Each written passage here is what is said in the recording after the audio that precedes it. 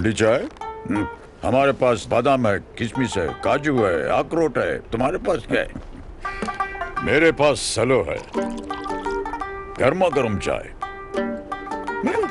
सेलो वैक्यू steel की थर्मोसील technology रखे गर्म को गर्म और ठंडे को ठंडा 24 घंटे। ये ठंडा भी रखता है? ठंडा लस्सी पिएगा? सेलो वैक्यू स्टील फ्लास्क रखे गर्म या ठंडा 24 घंटे।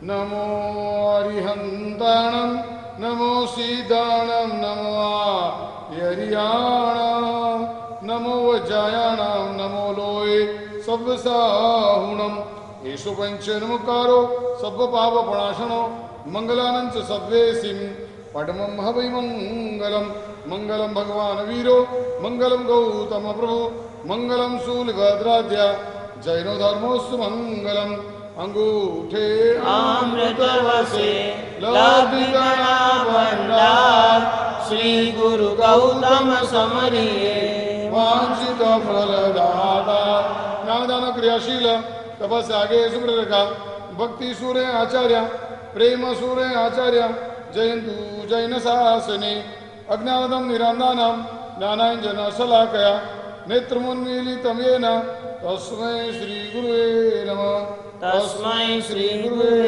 नमः तस्मै श्री गुरुवे नमः। इमोशंस और फीलिंग के साथ अपना जीवन जियो, इमोशंस और फीलिंग के साथ अपने जीवन को आगे बढ़ाते चलो, तो ही हमारा जीवन सरलता से, सहजता से और धर्मों के क्षेत्र में, अध्यात्म के क्षेत्र में आगे बढ़ सकता है। आज बुद्धि के समय में हम ऐसे फंस गए। आज हमारी पवित्रता खत्म होने जा रही है। धीरे धीरे चारों ओर से हमारी पवित्रता पर इतने आघात हो रहे, हमारी पवित्रता पर इतने घात हो रहे, हमारी पवित्रता पर इतने प्रहार हो रहे, हम सोच नहीं सकते। आज के समय में शील संस्कार सदाचार की बातें करनी कभी कभी बहुत मुश्किल हो जाती है। ऐसी परिस्थिति आज के समय की हो गई है। पवित्रता धीरे धीरे खंडित होते जा रही है, चाहे सरकार की ओर से हो, चाहे सुप्रीम कोर्ट की ओर से हो, चाहे पश्चिमी संस्कृति की ओर से हो, चाहे साहित्य की ओर से हो, चाहे टीवी और मोबाइल की ओर से हो। हर एक क्षेत्र में यदि आप गौर करोगे, हर एक क्षेत्र में यदि आप देखोगे, हर एक क्षेत्र में आप यदि डीप में जाओगे तो आपको पता चलेगा हर एक क्षेत्र में से आपकी पवित्रता को खंडित करने का काम किया जा रहा है। चाहे साहित्य के माध्यम से, चाहे टीवी के माध्यम से, चाहे वेब सीरीज के माध्यम से, चाहे सुप्रीम कोर्ट के माध्यम से, चाहे सरकार के माध्यम से, चाहे कोई भी माध्यम से, धीरे धीरे हमारी पवित्रता को खंडित किया जा रहा है। पहले का समय था जहां कहा जाता था यत्र नार्यस्तु पूज्यन्ते रमन्ते तत्र देवता। जहां नारी की पूजा होती है वहां देवता रमण करते हैं, वहां देवता रहते हैं। नारी को इतनी पवित्र मानी गई थी, इतनी पवित्रता उसके जीवन में छलकती थी, इतनी पवित्रता उसके जीवन में रहती थी, हम सोच नहीं सकते। और आज का एक समय ऐसा आ गया, आज का एक विकट और विपरीत समय ऐसा आ गया, आज नारी की पवित्रता धीरे धीरे खत्म होते जा रही है। हमें पुरुष जैसा बनना है, हम पुरुष के बराबर है, और यह सब क्षेत्र में आगे बढ़ते शील और सदाचार के क्षेत्र में वो लोग कब पिछड़ गए उनको पता तक नहीं चला। ये हमारे शास्त्रों की पंक्तियां है, जहां नारी रहती है यत्र नार्यस्तु पूज्यन्ते, जहां नारी की पूजा होती है वहां पर देवता रमण करते हैं। हमारे 24 तीर्थंकर परमात्मा है, सभी तीर्थंकर परमात्मा के मात्र अधिष्ठायक देव है इतना नहीं है, अधिष्ठायक देवियां भी है। पंचप्रस्थान में 3 अधिष्ठायक देवियां है।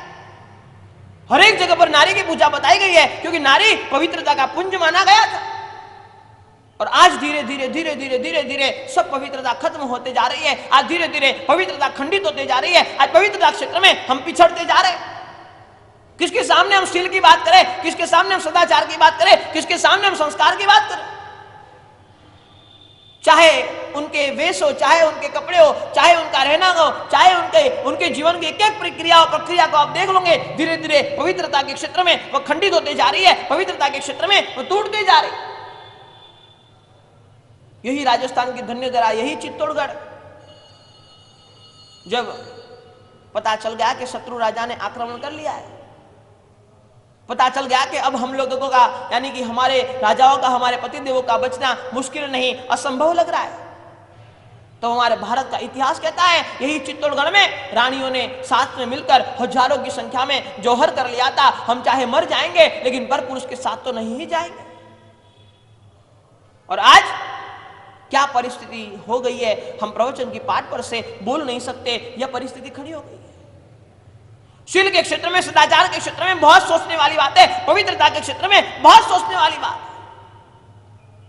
पहले का एक समय था पूरा हमारा संसार भरोसे से चलता था, विश्वास से चलता था। 3 ऐसी मातृ संस्थाएं हमारे संसार में थी जिन पर आंख मूंदकर हम भरोसा करते थे। सबसे पहले नंबर में शिक्षक और विद्यार्थी, ये दोनों का संबंध, चाहे खून का संबंध नहीं था, चाहे कोई कनेक्शन नहीं था, लेकिन पहले के समय में जब गुरुकुल का समय था, तब जब विद्यार्थी पढ़ने के लिए जाता था, एक पिता से भी ज्यादा बहुमान भाव, सत्कार भाव खुद के गुरु के लिए उसके मन में हो जाता था। क्यों? क्योंकि वो मुझे मेरे शिक्षक है। शिक्षक और विद्यार्थी मातृ संस्था ऐसी है जहां खून का संबंध नहीं है, लेकिन भरोसा अनहद होता था।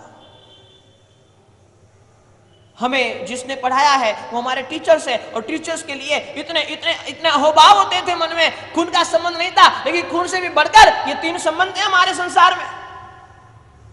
पहली मातृ संस्था थी भरोसे के क्षेत्र में शिक्षक और विद्यार्थी। दूसरी मातृ संस्था थी गुरु और शिष्य की। क्या परंपरा थी? गुरु के लिए शिष्य प्राण न्योछावर कर देता था। न जान न पहचान, न कुछ रिलेशनशिप, न मित्रता, न खून का संबंध, कुछ नहीं, मात्र और मात्र एक ही भावना कि बस मेरे गुरु है। और मन के साथ जो कनेक्शन हो जाता है, मन के साथ जो जुड़ाव हो जाता है, वो जुड़ाव ऐसा होता है, ऐसा होता है, ऐसा होता है, जीवन भर वो जुड़ाव छूटता नहीं है। आज देखो कोई भी महाराज साहब के परिवार में देखो, साधु महाराज साहब का परिवार, साध्वी जी भगवंतों का परिवार, आप देखो पता चलेगा आपको।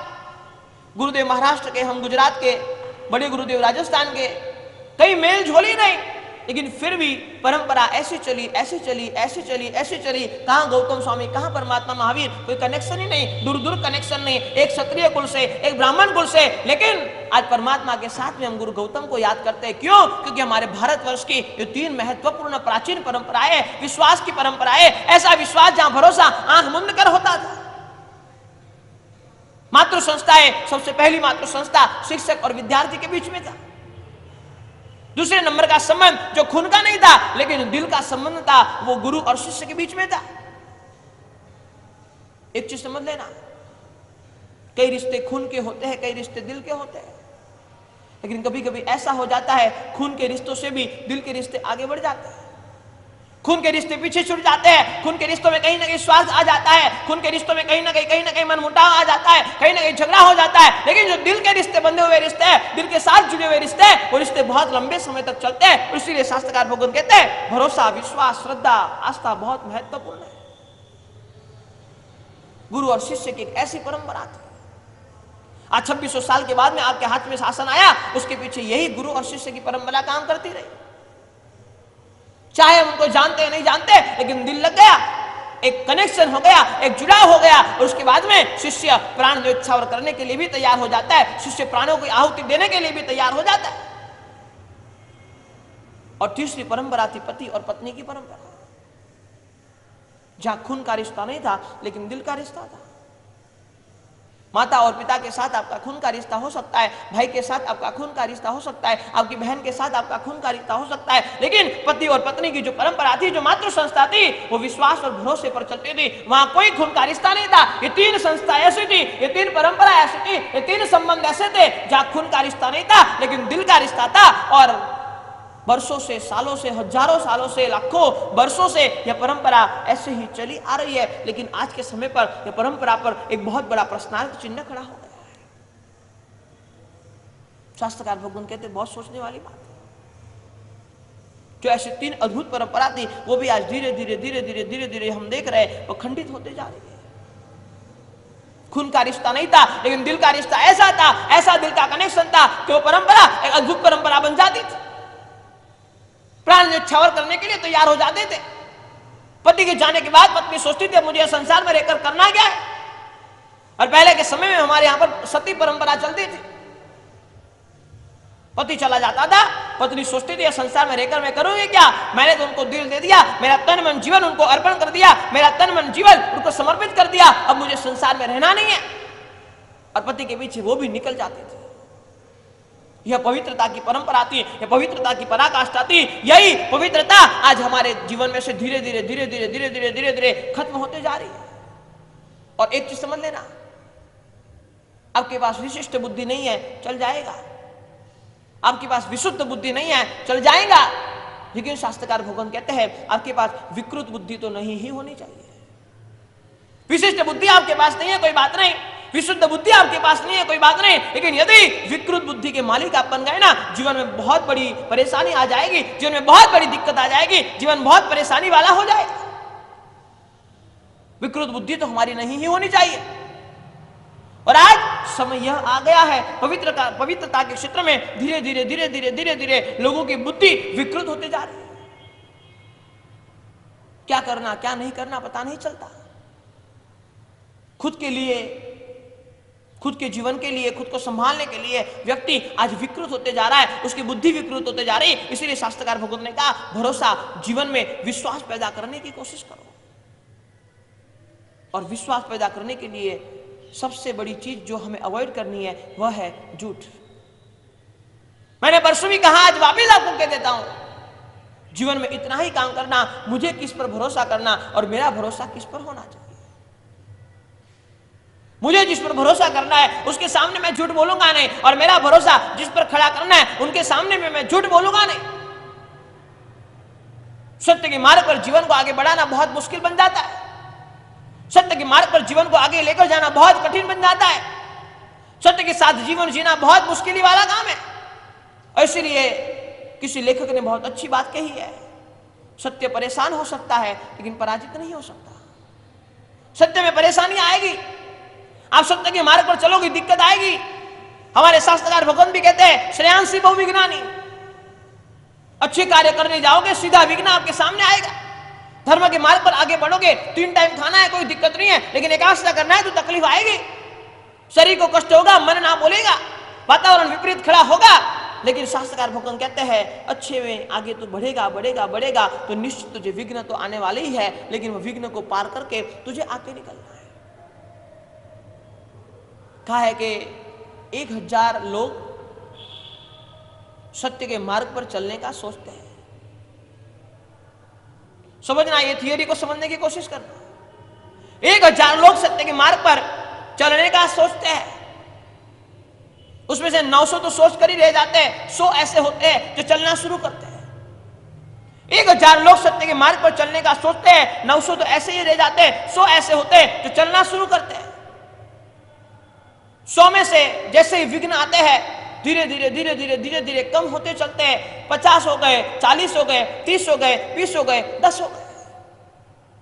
जैसे जैसे विघ्न आएगा, एक विघ्न आएगा 5-25 कम हो जाएंगे, दूसरा विघ्न आएगा और 5-25 कम हो जाएंगे। जैसे जैसे विघ्न आते चलेंगे आते चलेंगे आते चलेंगे, हम सत्य के मार्ग को छोड़ते चलेंगे।